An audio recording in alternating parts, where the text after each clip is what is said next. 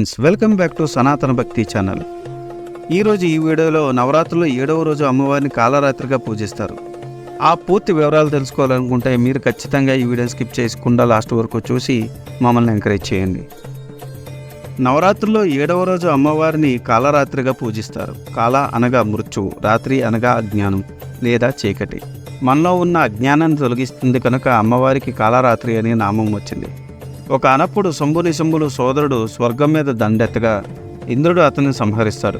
ఇంద్రుడి మీద ప్రతీకారం కోసం శంభునిశంభులు రక్తబీజాక్షుడితో కలిసి స్వర్గం మీదకు దండెత్తి ఇంద్రుడిని ఓడించి స్వర్గం కైవసం చేసుకుంటారు.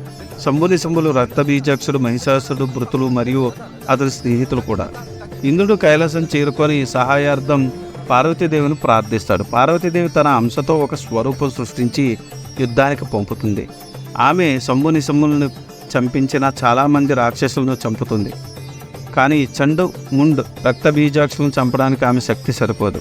అటు పిమ్మట జరిగిన కాత్యాయనీదేవి మహిషాసురుల యుద్ధం గురించి మనం ఇదివరకే చెప్పుకున్నాం. మహిషాసురుడు తన భృతులైన చండు ముండ్ రక్తబీజులను ముందుగా యుద్ధానికి పంపుతాడు. చండ్ ముండసురులను వధిస్తుంది కనుక అమ్మవారికి చాముండేశ్వరి అనే నామం కూడా కలదు. రక్తబీజుడు బ్రహ్మదేవుడు గురించి చాలా కాలం తపస్సు చేసి ఆయనకు ప్రసన్నం చేసుకొని తన శరీరంలో నుంచి నేల మీద పడిన ప్రతి రక్తపు బొట్టు నుంచి మరొక రక్తబీజుడు ఉద్భవించే వరం కోరుకుంటాడు.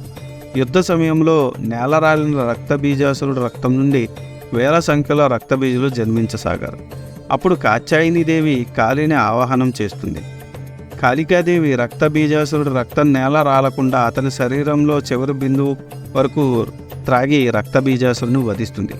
ఈ స్వరూపంలో అమ్మవారు చాలా భయంకరంగా శత్రు సంహారిణిగా ఉంటుంది. నల్లని రూపం, పొడవాటి జడలు కట్టిన కేశాలు, మెడలు పుర్రెలు, రక్తం తాగుతున్నట్టుగా చతుర్భుజాలతో గాడిద వాహనం కలిగి భీతిని కలిగించేటట్లు ఉంటుంది. కానీ భక్తులకు ఆమె అభయప్రదాత. కాళికాదేవి శనిగ్రహానికి అధిపతి. జాతకంలోని శని దోషాలను తొలగించుకోవడానికి కాళికాదేవి ఆరాధన ప్రాముఖ్యంగా చేస్తారు.